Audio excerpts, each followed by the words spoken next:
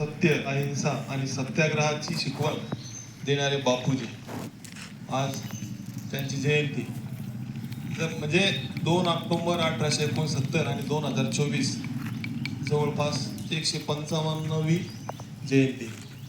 बापूंना जाऊन जवळपास 75 वर्ष झाली असेल, तरी सुद्धा त्यांचे विचार आजच्या जगाला खूप म्हणजे गरज आहे त्यांच्या विचाराची. आज जर आपण पाहिलं जगामध्ये रशिया युक्रेन युद्ध असेल आणि अशांत अशी गाझापट्टी असेल, या ठिकाणचा जर विध्वंस पाहिला तर बापूंचे विचार कसे जगाला म्हणजे जगाचे हितकारी होते याची जाणीव येते. कारण गाझापट्टीमध्ये 4-5 दिवसातच जवळपास 45,000 लोकांची जीवितहानी झालेली आहे. 45,000 नागरिक त्या ठिकाणी प्राणाला मुकलेले. असा विध्वंस जर कायमस्वरूपी होत असेल तर जग निश्चितच अनिश्चिततेच्या सावटामध्ये वावरत आहे. आणि बापूंनी जगाला जो अहिंसेचा मार्ग दाखवलेला आहे त्याची खरोखरच आज जगाला गरज आहे. सांगायचं तात्पर्य म्हणजे एक असा प्रसंग भारताच्या इतिहासामध्ये आहे की दुसरं महायुद्ध जेव्हा प्रगतीपथावर होतं आणि भारतातील काही पुढाऱ्यांना वाटायचं की आता इंग्रज पूर्ण या ठिकाणी युद्धाच्या चक्रव्यूहात अडकलेलं आहे, याचा फायदा आपण घेऊ आणि इंग्रजांना या देशातून आपण त्यांना आपलं स्वातंत्र्य मिळवू आणि त्यांना या ठिकाणाहून त्यांना परत आपण इंग्लंडला पाठवू.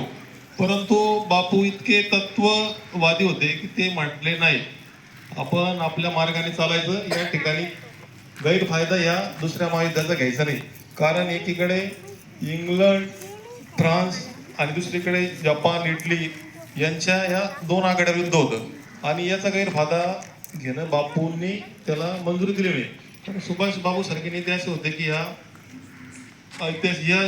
बाबीचा आपण फायदा घेऊ आणि इंग्रजांना कुठं अडचणीत आणू. परंतु बापूंनी त्याला स्पष्ट नकार दिला आणि आपण आपल्या ज्या भूमिका आहे त्यानुसारच त्यांनी इंग्रजांच्या ब्रिटिश साम्राज्याला विरोध केला.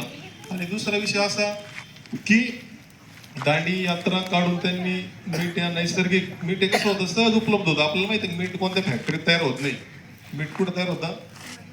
समुद्राच्या किनाऱ्यावर होता की नाही. मीठ आंगरे राहते, तुम्ही भूगोलात शिकलेले आहे 6वी-7वीला, की त्या ठिकाणी समुद्राचं पाणी एका विशिष्ट ठिकाणी बांध घालून अडवलं जातं आणि बाष्पीभवनानं पाणी ज्यावेळेस त्याचं बाष्पीभवन होतं त्यावेळेस मीठ खाली शिल्लक राहतं आणि हे सहज मिळतं. तरी सुद्धा अशा जीवनावश्यक मीठ आपल्याला रोजच्या जीवनामध्ये आवश्यक आहे, अशा या जीवनावश्यक वस्तूवर त्या ठिकाणी ब्रिटिश सरकारने कर लावला होता. आणि बापूंना कुठं तरी हे म्हणजे ब्रिटिशांची मनमानी त्यांना मान्य नव्हती, म्हणून त्यांनी दांडी यात्रा काढली आणि त्या ठिकाणी मिठाचा ऐतिहासिक असा सत्याग्रह काढला. आणि दुसरा विषय असा की बापूंनी, महात्मा गांधींनी महिलांना सुद्धा प्रोत्साहन दिलं. बघा, कमला नेहरू असेल, सरोजिनी नायडू असेल, विजयालक्ष्मी पंडित असेल, यासारख्या स्त्रिया केवळ बापूंच्या प्रोत्साहनामुळे स्वातंत्र्य संग्रामात सहभागी झाल्या. इंदिरा गांधींना सुद्धा बापूंनी बरंच सहकार्य केलेलं आहे, बराचसा पाठिंबा दिलेला आहे. म्हणजे बापूंचं म्हणणं होतं की स्त्रियांना सुद्धा सक्रिय करून घ्या आपल्या स्वातंत्र्याच्या लढ्यामध्ये, कारण त्यांच्याकडे खूप सहनशीलता असते. आणि दारूबंदी असेल, अस्पृश्यता निवारण असेल, यासारख्या सामाजिक कामात सुद्धा बापूंनी मोठं काम केलेलं आहे. आपल्याला फक्त महात्मा गांधी असं आठवतात की आपल्याला वाटतं की त्यांनी फक्त ब्रिटिश साम्राज्य उलथवून लावलं, परंतु त्यांचं काम समाज सुधारण्यामध्ये सुद्धा मोठं होतं. तुम्हाला ज्या पद्धतीने सांगितलं की त्यांनी दारूबंदी सारखे प्रयोग राबवले, त्यानंतर अंधश्रद्धा निर्मूलन असेल, अस्पृश्यता निर्मूलन असेल, यासारख्या बाबीमध्ये सुद्धा बापूंचं योगदान खूप मोठं होतं. आणि असं सांगितलं जातं की बापू बरेचसे स्वतःची कामं स्वतःच करायचे आणि अत्यंत साधी राहणी. कारण बापू स्वतः बॅरिस्टर होते, महात्मा गांधी बॅरिस्टर होते. दुसऱ्या देशामध्ये त्यांनी त्या ठिकाणी शिक्षण घेऊन आपलं वकिलीचं शिक्षण सुद्धा पूर्ण केलं होतं. परंतु त्यांनी जो पाश्चिमात्य पोशाख असतो पहा, टाय, ब्लेझर, सूट बूट आहे ना, ते बाजूला केलं. आणि आता एका विद्यार्थिनीने आत्ताच सांगितलं आपल्याला की महात्मा गांधी म्हटल्यानंतर आपल्याला आठवतं की चष्मा, एक काठी, पांढरं शुभ्र धोतर, नाही ना, असा तो अत्यंत साधा पेहराव होता. का बरं त्यांनी त्या पेहरावाला मान्यता दिली होती? कारण त्यांनी भारतातील दारिद्र्य, ब्रिटिशांनी केलेले जुलूम, यामुळे पिचलेली गरीब जनता यांना कुठं पोटभर खायला मिळत नव्हतं, अंगावर घेण्यासाठी लिहायला पुरेसं वस्त्र नव्हतं, गरिबींना या ठिकाणी सगळं वातावरण होतं. त्यामुळे त्यांना वाटलं की समजा जर या भारतातील नागरिकांनाच पुरेसं वस्त्र नाही तर मी सुद्धा त्यांच्या पद्धतीनं साधं, कारण की बघा आपण म्हणतो की जैसा देश वैसा वेश, आहे की नाही? जर बापू सुटाकुटा दिलेला असते तर त्यांना स्वातंत्र्य संग्रामच्या चळवळीमध्ये पाठिंबा मिळाला असता का? बापूंनी जर बूट घातले असते आणि बॅरिस्टर मोहम्मद अली जिना सारखे जर ते सॉफिस्टिकेट लाईफस्टाईल राहिले असते तर त्यांना ज्या भारतीयांच्या हृदयामध्ये बापूंना जेवढं स्थान आज आहे तेवढं निश्चितच नसतं. बापूंनी इथल्या जे लोकांचे त्यांच्या पद्धतीने त्यांच्यामध्ये मिसळण्याचा प्रयत्न केला, त्यांच्या समस्या जाणल्या. खेडा सत्याग्रह असेल, चंपारण्य सारखं त्या ठिकाणी सत्याग्रह असेल. कारण त्या ठिकाणी काय होतं की ब्रिटिश सरकार काय करायचं की निळच पिकवायला लावत शेतकऱ्यांना, म्हणजे एक विशिष्ट पीक लावायचं. त्यामध्ये त्यांचं मोनोपॉली होती, थोडक्यात एकाधिकारशाही होती आणि त्यातून प्रचंड पैसा कमवायचा. परंतु बापूंना सांगितलं की नाही, असं होणार नाही, शेतकऱ्यांना त्यांच्या पद्धतीनं पीक निवडण्याचं स्वातंत्र्य राहू द्या. आणि त्या ठिकाणी तो सत्याग्रह यशस्वी केला. आणि सांगायचा मुद्दा असा की 1920 पर्यंत, 1920च्या नंतरचा कालखंड हा बापूंचा कालखंड ओळखला जातो. जवळपास 1947 अगदी 48 पर्यंत बापूंचं निधन, मृत्यूपर्यंत.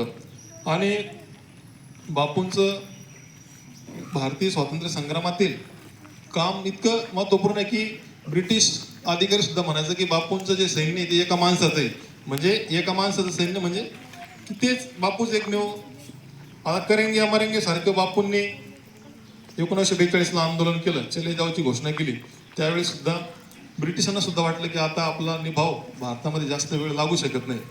म्हणजे बापूंच्या आव्हानाला नागरिक प्रचंड प्रतिसाद देत होते, त्यांना लोकांनी हृदयामध्ये स्थान दिलं होतं. आणि त्याची फलनिष्पत्ती अशी झाली की 150 वर्ष भारतीयांवर जुलूम, जबरदस्ती, अन्याय, अत्याचार, गैरमार्गाने प्रचंड संपत्ती मिळवून इंग्लंडला पाठवणारे, कच्चा माल इथून नेऊन त्यावर प्रक्रिया करून तोच माल इकडे आणून अव्वाच्या सव्वा किमतीमध्ये विकून प्रचंड नफा कमवणारे जे British east India company, British साम्राज्य, हे प्रचंड श्रीमंत झाले. आणि आपला देश, आपण म्हणायचो की ज्या डाल पर सोने की चिडिया करतीये बसेरा, म्हणजे सोन्याचं धूर निघत होता, असा इतकं आपल्या देशामध्ये प्राचीन समृद्धी नांदत होती. परंतु हे ब्रिटिश आले, व्यापारासाठी आले आणि राज्यकर्ते बनले. यांनी आपल्याला अक्षरशः आपल्या देशाचं काय झालं की संपूर्ण वाट लावून टाकली. आपल्या लोकांवर, शेतीवर सुद्धा प्रचंड अव्वाच्या सव्वा कर लावले. दुष्काळ असेल तरी सुद्धा पिको अथवा न पिको तरी त्यांनी ठरवून दिलेला शेतसारा शेतकऱ्याला भरावाच लागायचा. त्यामुळे काय झालं, ब्रिटिश सरकारच्या फक्त तिजोऱ्या भरल्या आणि शेतकरी असेल, इथला नागरिक असेल, हे गरिबीनं पिचून गेले. आणि त्यामुळं सगळे भारतीय जनता त्यांच्या अन्याय अत्याचाराला बापूंच्या नेतृत्वाखाली एकवटली. आणि भारताने 15 ऑगस्ट 1947ला मध्यरात्री पंडित जवाहरलाल नेहरू यांनी त्या ठिकाणी आपला तिरंगा ध्वज फडकवला. युनियन जॅक हा ब्रिटिशांचा झेंडा खाली आला आणि मोठ्या सन्मानानं भारताचा राष्ट्रध्वज त्या ठिकाणी फडकवला गेला. त्यावेळेस महात्मा गांधी हे हिंदू आणि मुस्लिमांचा दंगली शमवण्यासाठी त्या ठिकाणी रस्त्यावर होते. म्हणजे एवढ्या देशाला स्वातंत्र्य मिळालं होतं 150 वर्षाच्या गुलामगिरीतून, तरी सुद्धा हा महात्मा रस्त्यावर उतरून त्या ठिकाणी लोकांना शांततेचं आवाहन करत होता. म्हणजे बघा, बापूंनी आयुष्याच्या शेवटच्या क्षणापर्यंत सुद्धा की समाजामध्ये सामंजस्य नांदवण्यासाठी विचार केला. आज बापूंची जयंती आहे, तर बापूंना त्यांच्या जयंतीनिमित्त आदरांजली अर्पण करतो. आणि मला या ठिकाणी बोलण्याची संधी दिली त्याबद्दल आदरणीय सोनवणे सर, वाघ सर यांचे धन्यवाद. जय हिंद, जय महाराष्ट्र.